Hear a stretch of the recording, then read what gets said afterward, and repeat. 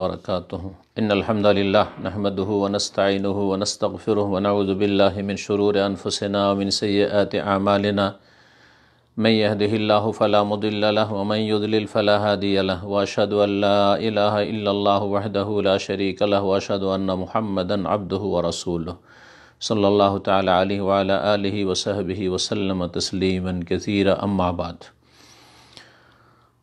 सम्मानित श्रोता दर्शक मंडली, आज जुमाबार 9 जमादा सानी 1442 हिजरी मोताबिक 22 জানুয়ারি 2021 মসজিদুল হারাম মক্কাতুল মুকাররমায় জুমার খুতবা প্রদান করেছেন সম্মানিত শেখ ডক্টর সৌদ ইবনে ইব্রাহিম আশ-শুরাইম হাফিজাহুল্লাহ তাআলা। খুতবার বিষয়বস্তু হচ্ছে ন্যায়সঙ্গত আচরণ। আল্লাহ রাব্বুল আলামিনের প্রশংসা, গুণগান এবং শেষ নবী প্রিয় নবী মুহাম্মদুর রাসূলুল্লাহ সাল্লাল্লাহু আলাইহি ওয়াসাল্লাম, তার সাহাবায়ে কেরাম, তার আলে বাইত সকলের ওপর সালাত ও সালামের পরে বলছেন যে আমার জন্য উপদেশ এবং হে আল্লাহর বান্দার আপনাদের জন্য উপদেশ হচ্ছে আল্লাহ ভীরুতার তাকওয়াল্লাহ, আল্লাহকে ভয় করবেন। আল্লাহ রাব্বুল আলামিন আমাদের সত্যিকার তাকওয়া অর্জনের তৌফিক যেন দান করেন এবং সর্ব অবস্থায়, গোপনে প্রকাশ্যে, কথায়, নীরবতায়, রাগের অবস্থায়, সন্তুষ্টির অবস্থায়, ভালো অবস্থায়, মন্দ অবস্থায়, সুখে দুঃখে, যে কোনো অবস্থায় আল্লাহ রাব্বুল আলামিনের সন্তুষ্টি যেন আমাদের উদ্দেশ্য থাকে।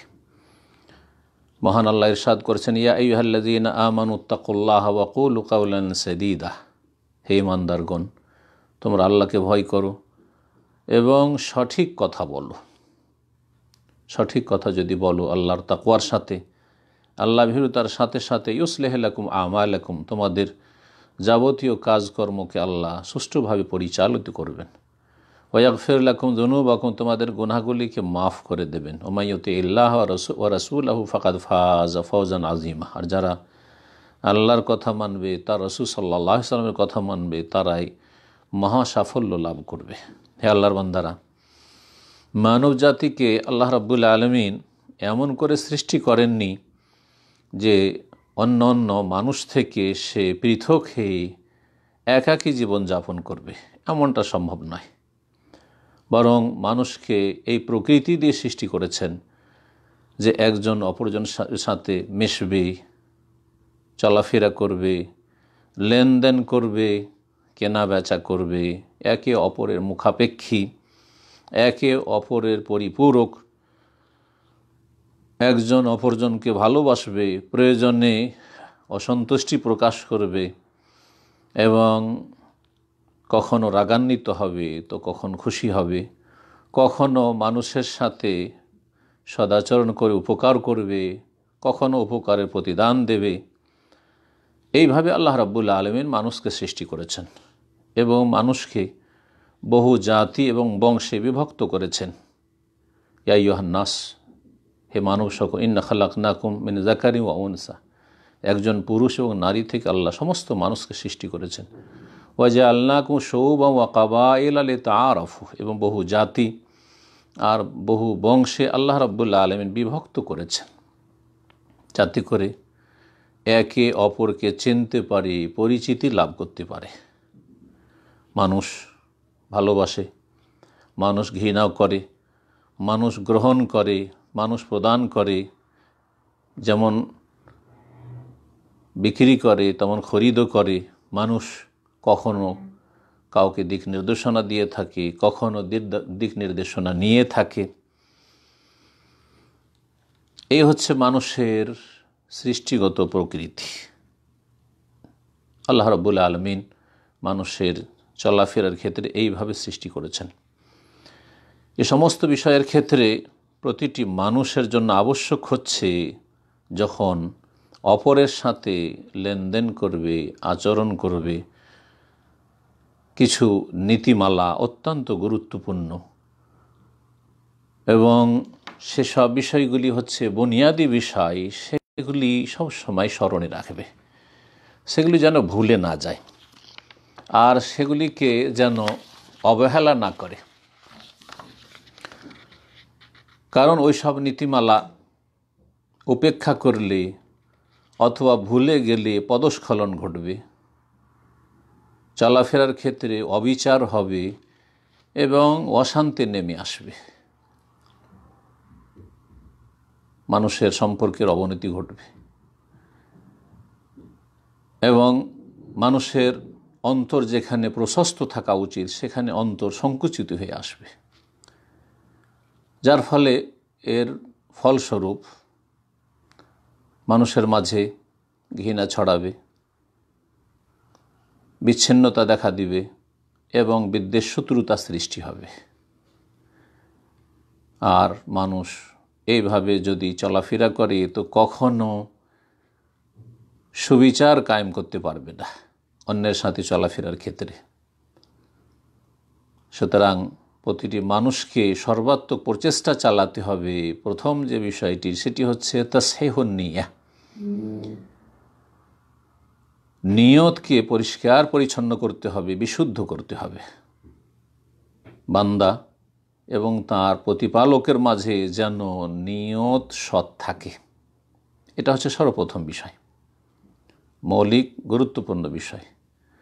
তারপরে একজন আরেকজনের সাথে বা অন্য অন্য মানুষের সাথে চলাফেরার ক্ষেত্রে যেন নিয়ত বিশুদ্ধ হয়, সততা থাকে, ভালো নিয়ত থাকে। এই ক্ষেত্রে দুটো মৌলিক কথা মনে রাখতে হবে। তা হচ্ছে প্রথম, আল্লাহ রাব্বুল আলামিনের জন্য ইখলাসের বাস্তবায়ন, তাহকিকুল ইখলাস লিল্লাহি সুবহানাহু ওয়া তাআলা। আল্লাহ সুবহানাহু ওয়া তাআলার জন্য নিষ্ঠাবান হইতে হবে, ইখলাসের বাস্তব রূপ দিতে হবে। যা কিছুই করবেন আল্লাহ রাব্বুল আলামিনের ইবাদত বন্দেগীর ক্ষেত্রে, আল্লাহ রাব্বুল আলামিনের হক আদায়ের ক্ষেত্রে অথবা আল্লাহর বান্দাদের হক আদায়ের ক্ষেত্রে, তাদের সাথে চলাফেরার ক্ষেত্রে তা হবে ইখলাস ভিত্তিক, আল্লাহ সন্তুষ্টির জন্য। দুনিয়ার তুচ্ছ স্বার্থ থেকে ঊর্ধ্বে থাকতে হবে। দ্বিতীয় যে শর্তটি মনে রাখতে হবে বা গুরুত্বপূর্ণ পয়েন্টটি মনে রাখতে হবে তা হচ্ছে প্রিয় নবী মুহাম্মদুর রাসূলুল্লাহ সাল্লাল্লাহু আলাইহি সাল্লামের অনুসরণ করতে হবে, যাতে করে আল্লাহ রাব্বুল আলামিনের ভালোবাসার সাথে সাথে মানুষের ভালোবাসা লাভে সফল হওয়া সম্ভব হয়। এই দুটো গুরুত্বপূর্ণ বিষয় মনে রাখবেন। ইখলাস লিল্লাহ, আল্লাহর জন্য নিষ্ঠাবান হওয়া, খুলুসিয়াত নিয়ে আসা, আল্লাহর উদ্দেশ্যে সমস্ত কাজ যেন আমাদের হয়। আর আরেকটি হচ্ছে আল্লাহ রাসূল সাল্লাল্লাহু আলাইহি সাল্লামের অনুসরণের মাধ্যমে যেন আমাদের কাজকর্ম সম্পাদন হয়। এই ক্ষেত্রে আমরা কোরআন কারীমের এই আয়াতের ওপর আমল করব।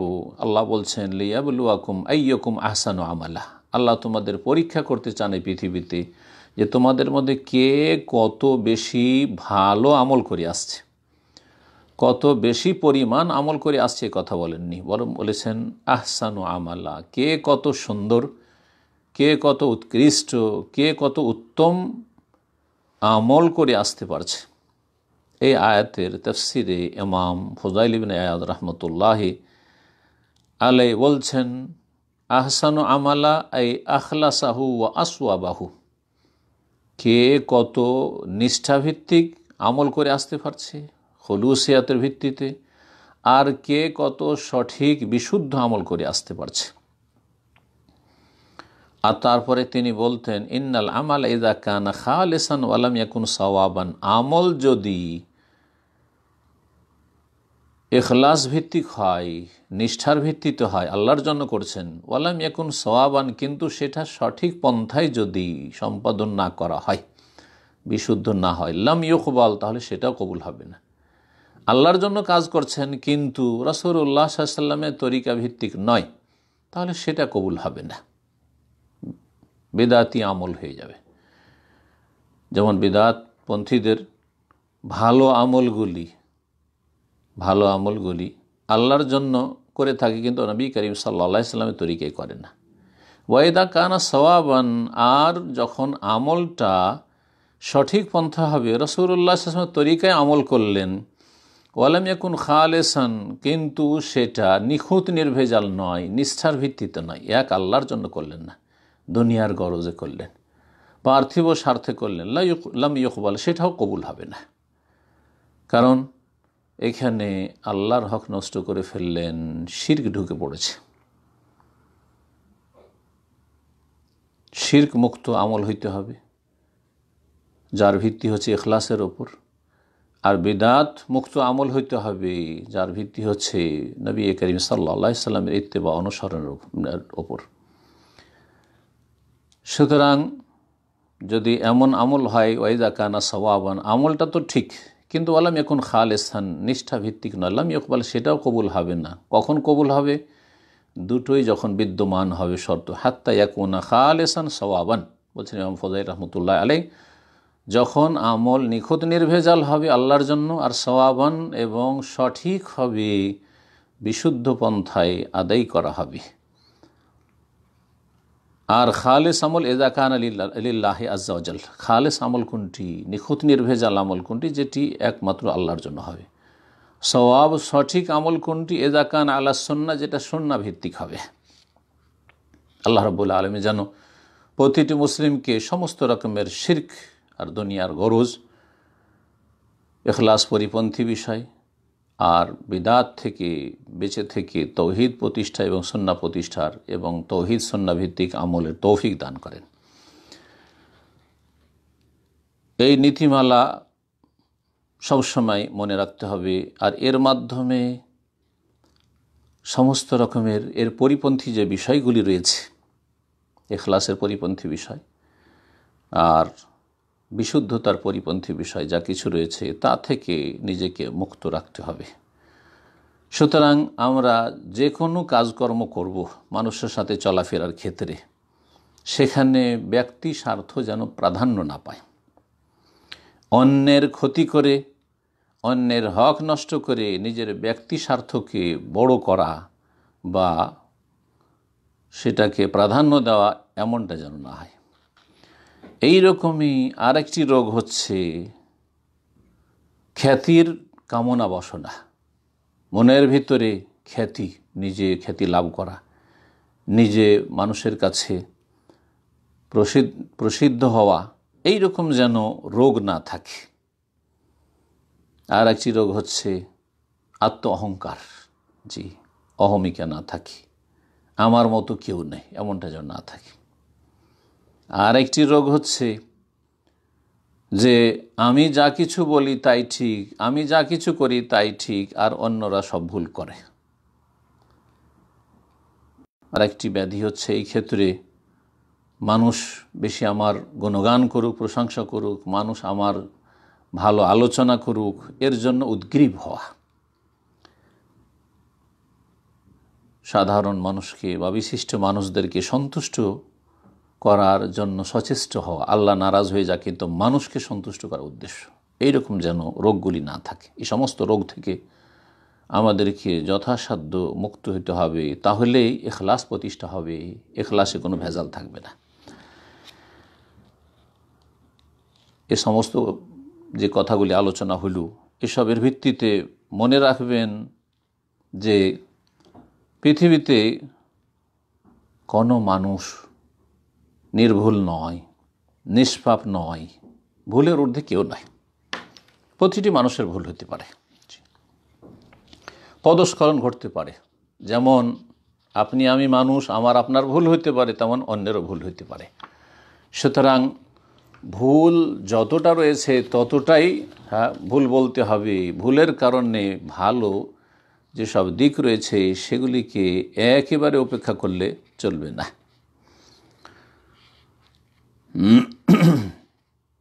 আর মনে রাখবেন যে পৃথিবীতে এমন কোনো মানুষ নেই যে সব দিক থেকে পরিপূর্ণ। আল কামালিল্লাহি ওয়াহদা, একমাত্র পূর্ণতা আল্লাহ রাব্বুল আলামিনের এই অধিকার। সব দিক থেকে আল্লাহ রাব্বুল আলামিন পূর্ণ এবং মাসুম, নির্ভুল, নিষ্পাপ একমাত্র রাসূলুল্লাহ সাল্লাল্লাহু আলাইহি ওয়াসাল্লাম। প্রতিটি মানুষ ভুল করে থাকে, কুল্লু বানি আদম খাত্তা, আদম সন্তান প্রত্যেকে ভুল করে থাকে। তবে ভুলের সমাধান রয়েছে। ওয়া খায়রুল খাত্তাইনা তাওয়াবুন, রাসূলুল্লাহ সাল্লাল্লাহু আলাইহি ওয়াসাল্লাম বলেছেন সর্বোত্তম ভুলকারী হচ্ছে যারা তওবা করে সংশোধন করে নেয়, ফিরে আসে।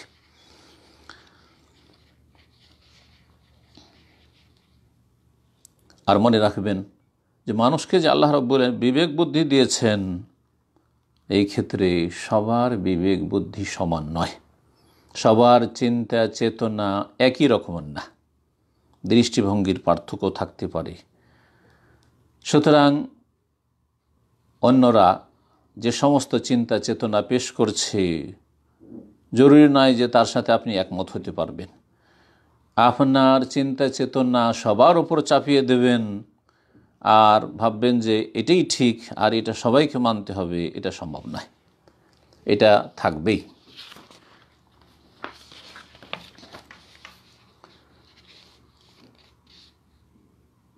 যদি মানুষ বিবেকের ক্ষেত্রে পরিপূর্ণ হইত, তাহলে এই ক্ষেত্রে সবচেয়ে বেশি হকদার হচ্ছেন প্রিয় নবী মুহাম্মদুর রাসূলুল্লাহ সাল্লাল্লাহু আলাইহি ওয়াসাল্লাম। আর মানুষের বিবেক বুদ্ধি জ্ঞান গরিমাই যদি সঠিক পথ পাওয়ার জন্য এবং সঠিক সিদ্ধান্তে উপনীত হওয়ার জন্য যথেষ্ট হতো, তাহলে এই ক্ষেত্রে রাসূলুল্লাহ সাল্লাল্লাহু আলাইহি সাল্লামের চাইতে জ্ঞানী পৃথিবীতে আর কেউ ছিলেন না আর আসবেন না। তার বিবেক বুদ্ধি জ্ঞান গরিমাকে সারা পৃথিবীর সমস্ত মানুষের জ্ঞান গরিমার সাথে যদি ওজন করা হয়, তাহলে রাসূলুল্লাহ সাল্লাল্লাহু আলাইহি সাল্লামের জ্ঞান গরিমা প্রাধান্য পাবে। তারপরেও আল্লাহ রাব্বুল আলামিন তার প্রিয় নবী মুহাম্মদ সাল্লাল্লাহু আলাইহি সাল্লাম সম্পর্কে বলছেন ওহীর পূর্বের অবস্থা বলতে গিয়ে যে মা কুনতা তাদরি মাল কিতাব ওয়ালাল ঈমান, হে নবী মুহাম্মদ সাল্লাল্লাহু আলাইহি সাল্লাম, তুমি জানতে না ওহী নাজিল হওয়ার পূর্বে, নবুয়ত প্রাপ্তির পূর্বে যে ঈমান কি জিনিস এবং আসমানি গ্রন্থ আল কিতাব কি জিনিস তুমি জানতে না। আল্লাহ বলছেন ওয়াকাযালিকা আওহায়না ইলাইকা রূহাম মিন আমরিনা, এইভাবে তোমার কাছে আমার নির্দেশ ওহী করেছি। কোরআনে কারীমকে রূহ বলা হয়েছে। আওহায়না ইলাইকা রূহাম মিন আমরিনা, আমার নির্দেশের রূহ আল কোরআন নাজিল করেছি, ওহী নাজিল করেছি, ওহীকে রূহ বলা হয়েছে। মা কুনতা তাদরি, ইতিপূর্বে তুমি জানতে না, মাল কিতাব, যে কিতাব কি জিনিস, ওয়ালাল ঈমান, আর ঈমান কি জিনিস, ওয়ালাকিন জাআলনাহু নূরান নাহদি বিহি মান নাশাউ মিন ইবাদিনা, তবে এই ওহীকে আমি নূর বানিয়েছি যার মাধ্যমে আমি আমার বান্দাদের মধ্য থেকে যাকে চাই হিদায়াতের তৌফিক দিয়ে থাকি। হে আল্লাহর বান্দারা, যে সমস্ত কথা পেশ করা হলো তার আলোকে উচিত হবে আমাদের জন্য যে আমাদের চারপাশে যেসব মানুষরা চলাফেরা করে, বসবাস করে, যাদের সাথে আমরা আদান প্রদান করি, তাদের ক্ষেত্রে আমরা যে দৃষ্টিভঙ্গি রাখব বা তাদের সাথে যে আমরা আচরণ করব, এই ক্ষেত্রে দুটো গুরুত্বপূর্ণ বিষয় মনে রাখতে হবে আমাদেরকে। একটি হচ্ছে আল ইলম আর আরেকটি হচ্ছে আল আদল। যাদের সাথে চলাফেরা করবেন, আর চলাফেরা করতেই হবে, আমরা রাত দিন করছি মানুষের সাথে চলাফেরা, এই ক্ষেত্রে আপনি কোনো সিদ্ধান্ত নেওয়ার আগে, কোনো মন্তব্য করার আগে, তার সম্পর্কে ভালো অথবা মন্দ কোনো কথা বলার আগে সম্যক জ্ঞান হাসিল করতে হবে, তার সম্পর্কে আপনাকে জানতে হবে। দ্বিতীয় যে বিষয়টি, জানার পরে শুধু জানাই যথেষ্ট নয়, জানার পরে তার সম্পর্কে মন্তব্য করতে গিয়ে, ভালো মন্দ হ্যাঁ অথবা না কোনো কিছু বলতে গিয়ে সবসময় ন্যায়সঙ্গত আচরণ করতে হবে। অবিচার যেন না হয়, সুবিচার করতে পারেন। যথাসাধ্য প্রথম চেষ্টা করতে হবে যে কোনো বিষয় সম্পর্কে আসল রহস্য কী তা পর্যন্ত পৌঁছার চেষ্টা করা, সে সম্পর্কে জ্ঞান হাসিল করা, আর তারপরে আল্লাহ ভীরুতার সাথে সিদ্ধান্ত পেশ করা।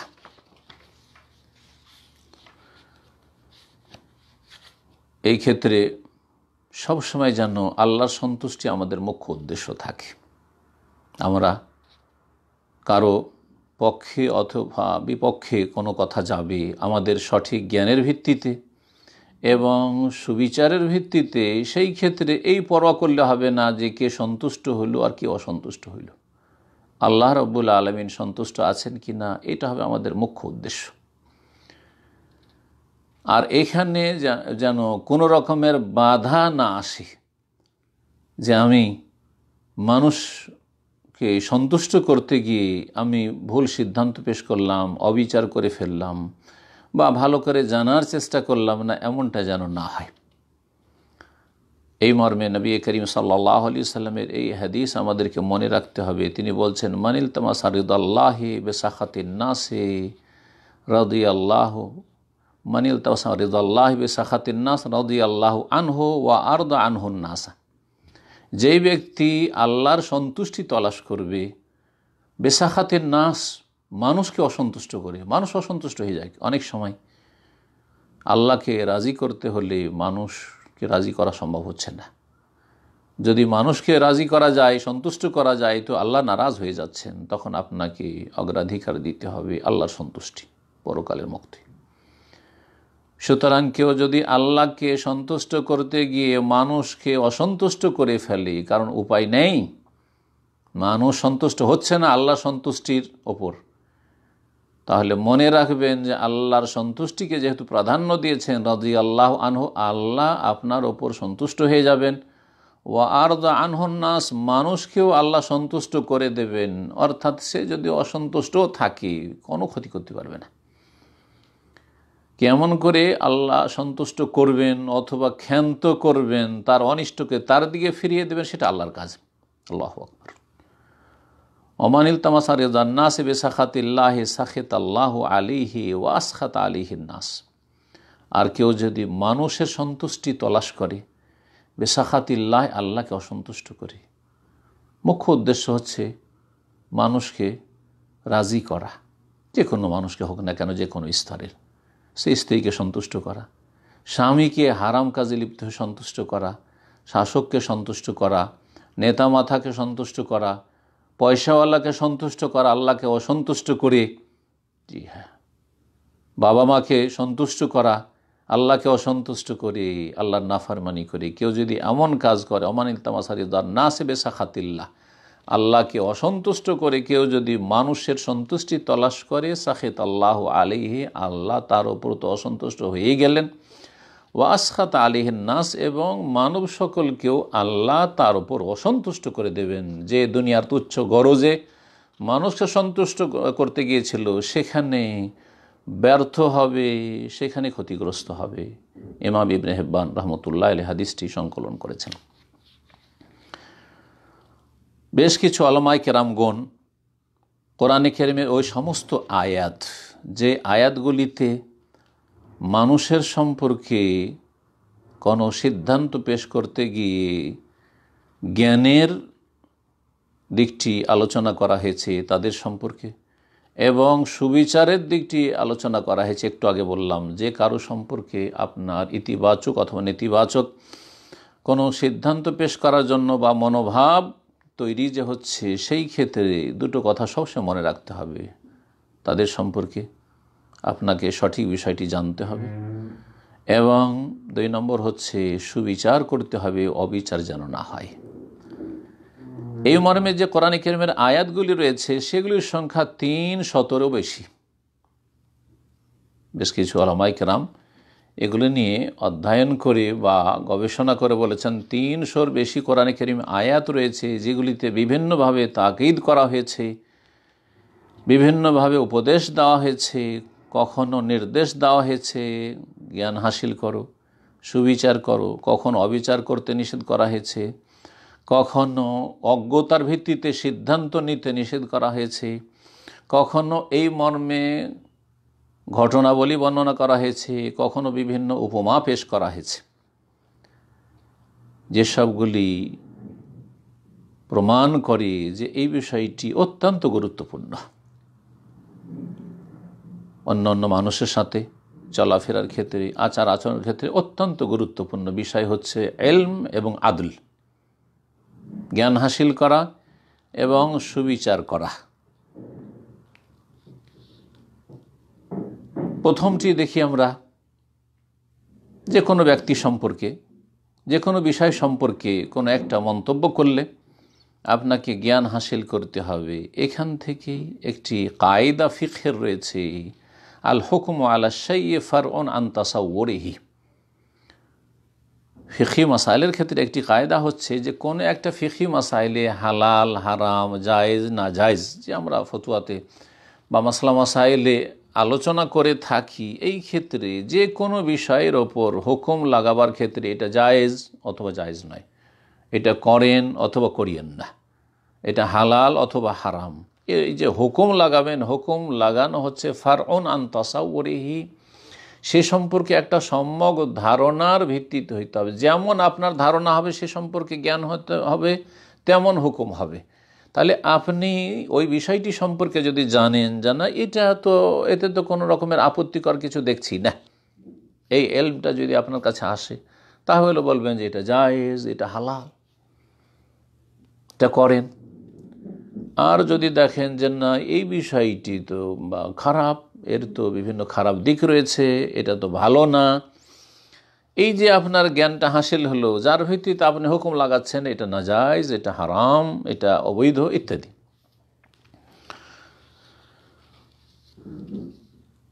এই ছিল এলমের বিষয়টি, জ্ঞান অর্জনের বিষয়টি।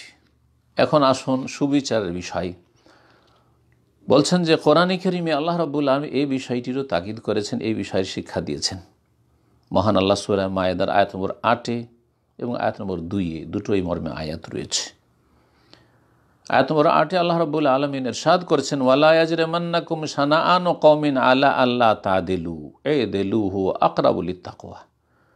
কোন সম্প্রদায়ের সাথে তোমাদের শত্রুতা রয়েছে এটা যেন তোমাদেরকে পরিচিত না করে।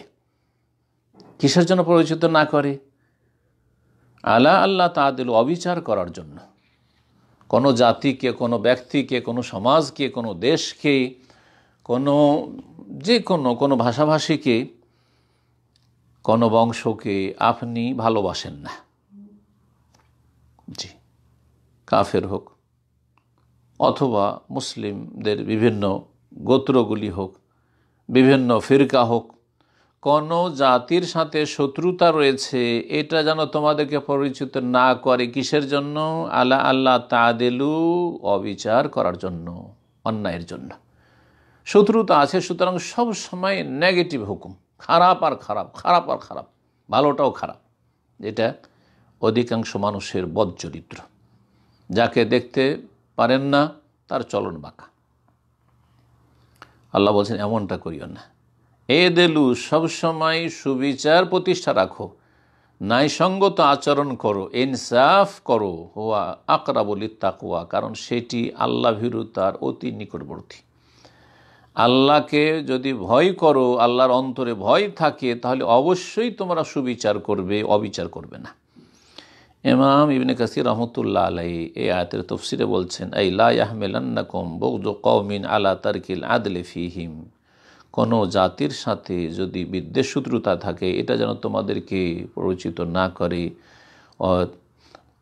সুবিচার পরিত্যাগ করার জন্য, যে না এদের সাথে আবার বিচার ইনসাফ কি আছে, এরা তো আমার শত্রু, এমনটা যেন না করো। বাল ইস্তামেলুল আদলা ফি কুল্লি আহাদ, প্রতিটি ব্যক্তির ক্ষেত্রে সুবিচার করো, জি, অবিচার করিও না। সাদিকান কানা আদুওয়ান, সে বন্ধু হোক অথবা শত্রু হোক। সালাফদের কেউ কেউ এই উক্তিটি বলেছেন, অত্যন্ত গুরুত্বপূর্ণ উক্তি, মা আমালতা মান আসাল্লাহ ফিকা বিমিসলি আন তুতি আল্লাহ ফিহি, যেই ব্যক্তি তোমার সম্পর্কে কোনো আচরণ করার ক্ষেত্রে অথবা কোনো মন্তব্য করার ক্ষেত্রে আল্লাহর নাফরমানি করেছে,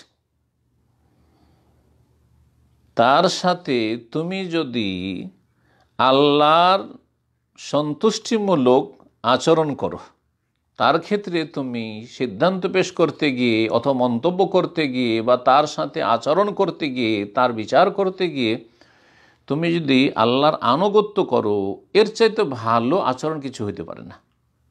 খুব সহজ ভাষায়, কথাটি একটু জটিল, খুব সহজ ভাষায়, যেই ব্যক্তি আপনার ওপর অন্যায় অত্যাচার করেছে সেই ব্যক্তির ওপর সুযোগ পেলে আপনি অন্যায় অত্যাচার করবেন না, মোটেই না। আপনি সুবিচার করবেন, কখনো অবিচার করবেন না। সে জালেম হয়েছে, আপনি জালেম হবেন না। আর এই সুবিচারের ভিত্তিতে সাত আসমান এবং জমিন প্রতিষ্ঠিত রয়েছে। সুবিচার, ইনসাফ, মুসলিম অমুসলিম, ভালো মন্দ সকল স্তরের মানুষের সাথে আল্লাহ রাব্বুল আলামিন ফরজ করেছেন।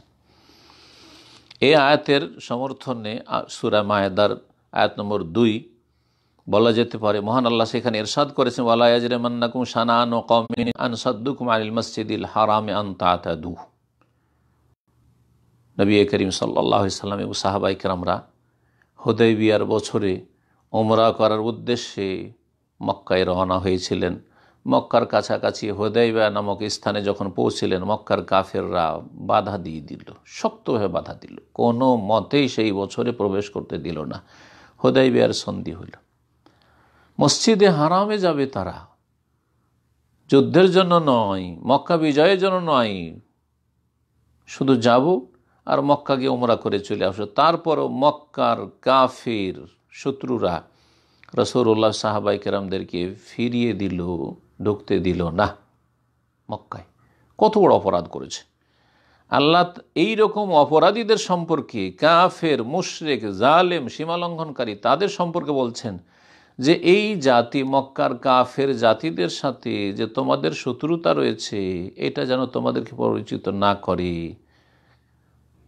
যারা এত বড় অপরাধ করেছে, আন সাদ্দুকুম আনিল মাসজিদিল হারাম, মসজিদে হারামে যেতেও তোমাদেরকে বাধা দিয়েছে, তারপরেও তোমরা কি করবে না, আন তা'তাদু, সীমা লঙ্ঘন করবে না তাদের ক্ষেত্রে, বরং সুবিচার কায়েম রাখবে। ইবনে কাসির রাহমাতুল্লাহি সেই মর্মে বলছেন, আই লা ইয়াহমিলান্নাকুম বুগযু কওমিন কাদ কানু সাদ্দুকুম আনিল উসুরি আল মাসজিদিল হারাম, তোমাদেরকে পরিচিত না করে কোনো জাতির সাথে শত্রুতা বিদ্বেষ, যারা তোমাদেরকে মসজিদে হারামে পৌঁছতে বাধা দিয়েছিল হুদায়বিয়ার সন্ধির বছরে, তোমরা তাদের ওপর সীমা লঙ্ঘন করবে না, তাদের ক্ষেত্রে সবসময় তোমরা সুবিচারকে প্রতিষ্ঠিত রাখবে।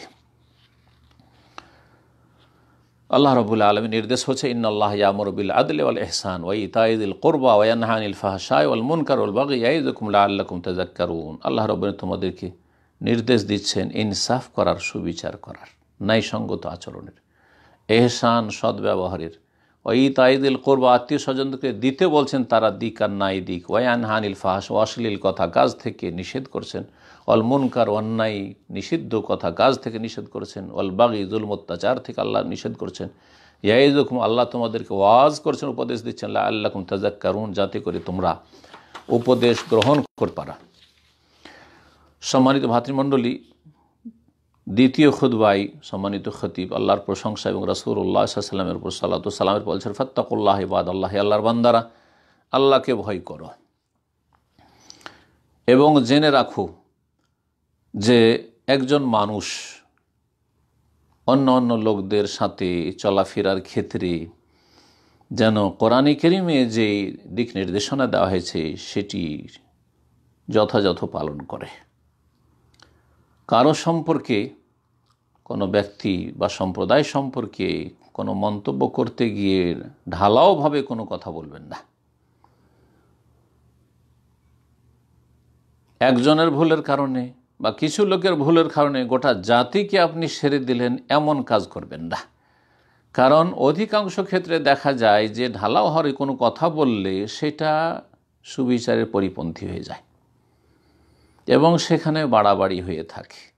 এই ক্ষেত্রে সবসময় যেন আমাদের আদর্শ থাকে সুবিচার কায়েম করা। এই ক্ষেত্রে না আমরা কারো প্রশংসায় বাড়াবাড়ি করব, যেহেতু তাদের উপর সন্তুষ্ট, তারা আমাদের মনোপুত, আর না তাদের সমালোচনায় বা তাদের বিরুদ্ধাচরণে বা তাদের বিপরীত কোনো কথা বলায় আমরা বাড়াবাড়ি করব, যেহেতু তাদের সাথে আমাদের ঝগড়া বিবাদ রয়েছে বা শত্রুতা রয়েছে। রাসূলুল্লাহ সাল্লাল্লাহু আলাইহি ওয়াসাল্লামের হাদিস এই মর্মে রয়েছে, সহিহ মুসলিমের, বলছেন তিনি সাল্লাল্লাহু আলাইহি ওয়াসাল্লাম, ইযা ক্বালা আর-রাজুলু হালাকান নাস, কোনো ব্যক্তি যদি বলে যে সব লোক তো ধ্বংস হয়ে গেল, ভালো মানুষ আর নেই, সব শেষ, এইরকম কথা অনেকে বলে থাকেন, যে আর কি পৃথিবীতে ভালো মানুষ আছে, দুনিয়া শেষ, দেশে আর ভালো মানুষ খুঁজে পাওয়া যায় না, এমন কথা কখনো বলবেন না। বা অনেক সময় অন্য জাতি সম্পর্কে বলে থাকেন যে এই জাতির সবাই খারাপ, এই জাতি মানেই খারাপ, এইরকম কথা কখনো বলবেন না। নবী সাল্লাল্লাহু আলাইহি ওয়াসাল্লাম বলছে, ইযা কালা রাজুলু হালাকান নাস, কোনো ব্যক্তি যদি বলে যে সব মানুষের সর্বনাশ হয়েছে, সব খারাপ, ফাহুয়া আহলাকাহুম, তাহলে সেই ফাহুয়া আহলাকাহুম, সে সবচেয়ে বেশি ধ্বংসপ্রাপ্ত, সে সবচেয়ে বেশি ক্ষতিগ্রস্ত। যে সমস্ত মানুষকে খারাপ বলবে সে প্রথম সবচেয়ে খারাপ। জি, আলী ইবনে আবি তালিব রাদিয়াল্লাহু তাআলা আনহু বলছেন এই মর্মে, আলা উখবিরুকুম বিল ফাকিহ কুল্লাল ফিকহ, সবচেয়ে বড় জ্ঞানী পণ্ডিত সম্পর্কে তোমাদেরকে বলে দেব নাকি? বলছেন, মাল্লাম ইউকনেতিন নাস মির রাহমাতিল্লাহ, সবচেয়ে বড় জ্ঞানী ফকিহ বিদ্বান মানুষ, পণ্ডিত মানুষ সে যেই ব্যক্তি মানুষকে আল্লাহর রহমত থেকে নিরাশ করে না। যতই বড় ভুল করুক না কেন, যতই বড় গুনাহ করুক না কেন, যতই খারাপ লোক হোক না কেন, সব সময় আল্লাহর কাছে মানুষকে আশ্বস্ত করবে, আল্লাহর রহমত থেকে নিরাশ হবেন না এবং কাউকে নিরাশ করবেন না। জ্ঞানী সেই ব্যক্তি, পূর্ণ জ্ঞানী যেই ব্যক্তি আল্লাহর রহমত থেকে জনগণকে নৈরাশ করে না। ওয়ালাম ইউমিনহুম মিন মাকরিল্লাহ, আর তার সাথে আল্লাহর যে কৌশল রয়েছে বা আল্লাহর পাকড়াও রয়েছে তার থেকে নির্ভীকও বানিয়ে দেয় না। এটাও করে না যে তোমরা যা ইচ্ছা তাই করো, সব মাফ, 7 খুন মাফ, না না না। যেমন এক শ্রেণী মূর্খরা রয়েছে, আল্লাহ গফুর রহিম, আল্লাহ সব মাফ করে দেবেন। আল্লাহর রহমত রয়েছে, আল্লাহর রহমত রয়েছে, যা রহমত পাওয়ার যোগ্য তাদের জন্য। যেমন আপনি মানুষকে আল্লাহর রহমতে নিরাশ করবেন না, তেমনই আল্লাহর আযাব থেকে মানুষকে নির্ভীক বানিয়ে দেবেন না। ওয়ালাম ইউরাখিস লাহু ফি মাআসিল্লাহ, আর আল্লাহর বিরুদ্ধাচরণের ক্ষেত্রে মানুষকে ছাড়ও দেবেন না। যেখানে নাফরমানি, পাপের ক্ষেত্রে ছাড়ও দেবেন না, সে হচ্ছে জ্ঞানী।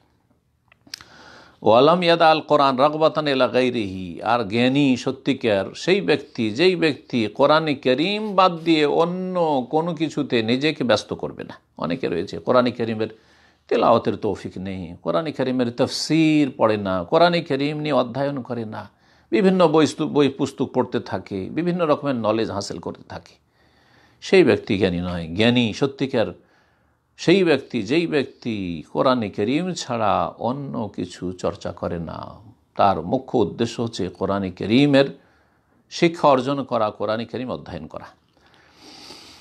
এ সমস্ত বিষয়ের ক্ষেত্রে মনে রাখবেন যে গুরুত্বপূর্ণ পয়েন্ট হচ্ছে যে মানুষ নিজের প্রবৃত্তিকে আয়ত্ত করে রাখবে, নিজের প্রবৃত্তিকে লাগামহীন ছেড়ে দেবে না। কারণ মানুষ যখন প্রবৃত্তিকে, নিজের মনের কামনা বাসনকে লাগামহীন ছেড়ে দেয়, তখন সুবিচার করতে পারে না, অবশ্যই একদিকে ঝুঁকে যাবে। জি, আর একদিকে ঝুঁকে গেলে আর একদিকে অবিচার হয়ে যাবে। খেয়াল খুশি সিদ্ধান্ত পেশ করবে, যা মনে লাগে তাই মুখ দিয়ে বেরোবে আর তাই কলমে লিখবে, এমনটা যেন না হয়। মহান আল্লাহ এই ক্ষেত্রে ইরশাদ করেছেন, ফালা তাত্তাবিউল হাওয়া, তোমরা কুপ্রবৃত্তির অনুসরণ করিও না, আন তা'দিলু, সুবিচার করার ক্ষেত্রে। যেমন অপর মানুষদের সাথে আচার আচরণের ক্ষেত্রে একজন মানুষের জন্য উচিত হবে যে কোনো কথা তাদের সম্পর্কে বা যে কোনো ব্যক্তি সম্পর্কে জানলো বা শুনলো, বিশ্বস্ত সূত্রে জানার চেষ্টা করবে, এমনভাবে সেই বিষয় সম্পর্কে জানবে যাতে কোনো রকম অস্পষ্টতা না থাকে, অনুমানের ভিত্তিতে যেন কোনো সিদ্ধান্ত না হয়। গুজবও রটে গেছে সেটাই বিশ্বাস করে নিল, প্রতারণার শিকার হইল, সোশ্যাল মিডিয়াতে অথবা যে কোনো মিডিয়াতে আসলো আর সেটাই প্রসার করে দিল, শেয়ার করে দিল, এমনটা যেন না হয়। কারণ এসবের অধিকাংশ ক্ষেত্রে দেখা যায় যে মানুষ বিভ্রান্তির শিকার হয়। অনুমানের ভিত্তিতে কোনো সিদ্ধান্ত নিলে অথবা মিথ্যা খবর প্রচার হচ্ছে, আর এক শ্রেণীর লোকেরা গুজব ছড়িয়ে বেড়াচ্ছে আর সেগুলি শেয়ার করছে, এতে মানুষ সঠিক সিদ্ধান্তে পৌঁছতে পারে না। সুতরাং একজন বিচক্ষণ মানুষ এই সমস্ত বিষয়ের ক্ষেত্রে সতর্কতার সাথে পদক্ষেপ নেবে, যাতে করে এর যে ভয়াবহ পরিণাম রয়েছে সেগুলি থেকে মুক্তি লাভ করতে পারে, নিজে ক্ষতিগ্রস্ত না হয় আর অন্যের ক্ষতি অজান্তে না করে ফেলে। আর মানুষ নিরাপদ থাক, এটি সবচেয়ে বড় গুরুত্বপূর্ণ বিষয়। উলামায়ে কেরামগুলো বলেছেন যে আন্না সালামাত লা ইয়াদিলুহা শাই, মানুষ নিরাপদ থাক, এর চাইতে বড় জিনিস আর কিছু হইতে পারে না, এর সমতুল্য কোনো জিনিস হইতে পারে না। বাল হিয়া তিসআতু আশারিল আফিয়া, আফিয়াত সার্বিক নিরাপত্তার 10 ভাগের 9 ভাগ হচ্ছে নিরাপদ থাকা, সহি সালামত থাকা। আপনি কোথাও নিজে ফাঁসতে যাবেন না, এই ক্ষেত্রে জবানকে কলমকে সবসময় কন্ট্রোল রাখতে হবে। আল্লাহ রাব্বুল আলামিন যেন আমাদেরকে তৌফিক দান করেন। এবং একজন বিচক্ষণ মানুষের আচরণ হবে অন্যদের সাথে মায়া মমতার আচরণ, ভালোবাসার আচরণ। লক্ষ্য উদ্দেশ্য হবে তাদেরকে সঠিক পথ দেখানো, তাদেরকে রাগানো নয়, গরম করা নয়। উদ্দেশ্য হবে তাদের হিতাকাঙ্ক্ষী হওয়া, তাদের উপদেশ দেওয়া, নসিহত করা, তাদেরকে কষ্ট দেওয়া নয়। এবং নিজের মনে যে আক্রোশ রয়েছে সেই আক্রোশ ঠান্ডা করা, রাগ ঠান্ডা করা, এই সব অসৎ উদ্দেশ্য যেন বা তুচ্ছ উদ্দেশ্য যেন না থাকে। আর মনে রাখবেন যে উলামায়ে কেরামগণ বলেছেন সালাফদের যে ভালো কাজের উপদেশ দেওয়া, আল আমর বিল মারুফ, আল আমর বিল খৈর ওয়ান নাহি আনিশ শার, আর মন্দ কাজে বাধা দেওয়া, এটি হচ্ছে মাধ্যম, এটি লক্ষ্য উদ্দেশ্য নয়। একটি খুব সূক্ষ্ম কথা, গুরুত্বপূর্ণ কথা। অর্থাৎ ভালো কাজের উপদেশ দিতে গিয়ে ভালো হবে না মন্দ হবে, অন্যায় কাজে বাধা দিতে গিয়ে ভালো হবে না এর চাইতে বেশি মন্দ হবে, এটা সব সময় মনে রাখতে হবে, যাতে করে ভালো করতে গিয়ে ওর চাইতে বেশি মন্দ না করে দেন, আর মন্দ থেকে আপনি বাধা দান করতে গিয়ে ওর চাইতে মন্দ অবস্থা যেন তৈরি না করে দেন। আল্লাহ রাব্বুল আলামিন যেন মাসালেহ আর মাফাসিদ, ভালো দিক আর মন্দ দিক আমাদেরকে তুলনা করে সবসময় সিদ্ধান্ত নেওয়ার, কথা বলার আর এগিয়ে যাওয়ার তৌফিক দান করেন। এই মর্মে কোরআনে কারীমে দিক নির্দেশনা রয়েছে। রব্বুল আলামিন ইরশাদ করেছেন, ওয়ালা তাসুব্বুল্লাযিনা ইয়াদউনা মিন দুনিল্লাহ, তোমরা ওদেরকে গালি দিও না যারা আল্লাহ ছাড়া অন্যকে আহ্বান করে, মুশরিকরা। এবং যাদেরকে মুশরিকরা আহ্বান করে, দেবদেবীদেরকে গালি দিও না। আর যারা মুশরিক শিরক কুফরি করে তাদেরকেও গালি দিও না, কারণ তারা পাপিষ্ট হলেও, তারা বহুত্ববাদী হলেও, তারা পথভ্রষ্ট হলেও এর প্রতিক্রিয়া রয়েছে যেটা ক্ষতি করবে। ফায়াসুবুল্লাহ আদওয়ান বিগাইরি ইলম, তোমরা তাদেরকে গালমন্দ করলে, তাদের দেবদেবী সম্পর্কে কোনো যে সব সত্য কথা রয়েছে সেগুলি তুলে ধরলে, আর তার পরিণামস্বরূপ যদি তারা আল্লাহকে গালমন্দ করে অজ্ঞতাবশত, সেটা বড় ক্ষতি হয়ে গেল। এখানে উদ্দেশ্য এই নয় যে আপনি বাতিলের অসারতা তুলে ধরবেন না, বাতিলের অসারতা অবশ্যই তুলে ধরবেন, কিন্তু আপনাকে সবসময় দেখতে হবে যে এখানে লাভ আর লস কতটুকু। আল্লাহ রাব্বুল আলামিন যেন এই বিষয়গুলি সূক্ষ্মভাবে আমাদেরকে অনুধাবনে তৌফিক দান করেন, এবং সঠিক কথা জেনে নেওয়ার পরে, সঠিক জ্ঞান হাসিলের পরে আল্লাহ রাব্বুল আলামিন যেন সুবিচারের তৌফিক দান করেন, এবং আল্লাহ রাব্বুল আলামিন আমাদেরকে উপকারের তৌফিক দান করেন, অপকার থেকে, ক্ষয়ক্ষতি থেকে আমাদেরকে যেন বাঁচিয়ে রাখেন। সুবহান রাব্বিকা রাব্বিল ইজ্জাতি আম্মা ইয়াসিফুন ওয়া সালামুন আলাল মুরসালিন ওয়ালহামদুলিল্লাহি রাব্বিল আলামিন।